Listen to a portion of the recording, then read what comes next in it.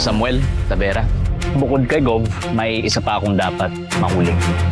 Sino naman yun, sir? Ikaw, Mateo De Jesus. Kayo po si Ma'am Lea? Aaron, huwag kang mag-alala. Gaganti tayo. Ang tagal ko pinagplanuhan at pinaghandaan na makaharap si Gaspar. That's how you do it! Basta huwag mo hahayaang madamay si Joshua. Tinitingnan ko lang kung may ebidensya na magpapatunay na hindi siya tunay ng pulis. Ito, Chok. Kamukha ano sa'yo.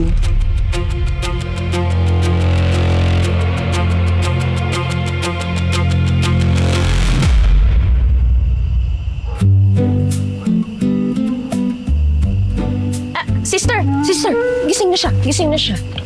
Sir, gising na kayo. Ano to?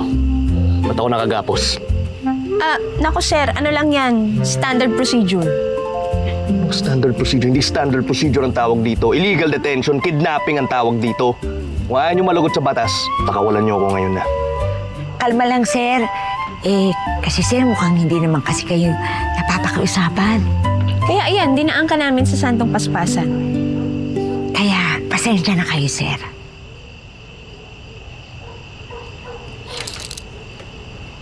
Sister, wanted si Mateo. Kriminal siya. The law is harsh, but the law is the law. Pero mabait po si Kuya Cho. Niligtas niya ako at maraming batang katulad ko. Madami na siya natutulungan at nililigtas sa tao. Kahit si Mayor David. Oh, Mayor na yun ah. Gusto mo isumbong ka namin kay Mayor. Mas mataas sa'yo yun. Sir, narinig niyo yung sinabi ng bata, ah. Nakagawa nga ng krimen si Mateo. Pero hindi niyo pa naiisip na nakagawa siya ng krimen hindi dahil ginusto niya, kundi napuwersa siya. Actively nag-participate si Mateo sa organized crimes at syndicates. Tataka nga ako kung ba't hinayaan to ni Martin eh. Kasi nga, sir, nakikipag-cooperate si Mateo para ang mahuli ang mas malaking kriminal. Again, sister, uulitin ko. The law is harsh, but the law is the law. Sir, alam ko may pagkakamali si Mateo. Pero sa loob na isa siyang mabuting ama, asawa, at lalaking gustong itama ang pagkakamali. Eh di parang sinabi mo na rin na lahat ng tao sa mundo may alabay gumawa ng kalokohan kasi ang dali lang pala makatakas at hindi na kailangan managot.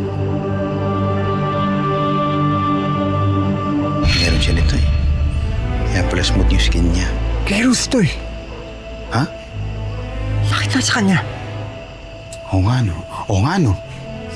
Kung si Mateo ay tumutulong para sa hustisya, kagaya niya yung tumulong siya sa pagkuha ng confession ni Gaspar, na halos ibuwis niya yung buhay niya, hindi ba yan sapat para hindi siya makulong? Linabag pa rin niya ang batas. Sa korte na lang siya magpaliwanag. Sir, konting pang-unawa lang naman ang hinihingi namin. Pag mayroong mga malalaking tao, hindi nyo agad hinuhuli. Pero pag kaming maliliit, ganyan yung trato nyo sa amin. Sister. Ayan! Kagaya ni Gaspar. Ang tagal-tagal ng politiko, ang tagal ng kriminal. Pero ngayon nyo lang hinuhuli. Oo nga. Sir, baka naman pwedeng mapagbigyan niyo si Mateo.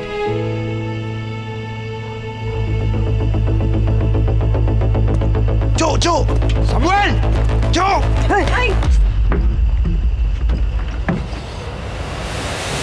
Pintas to ng asawa ko. Bakit nasa'yo? Sumagot ka! Tao ka ba ni Gaspar? Siya ba nagpakidnap kay Ruth?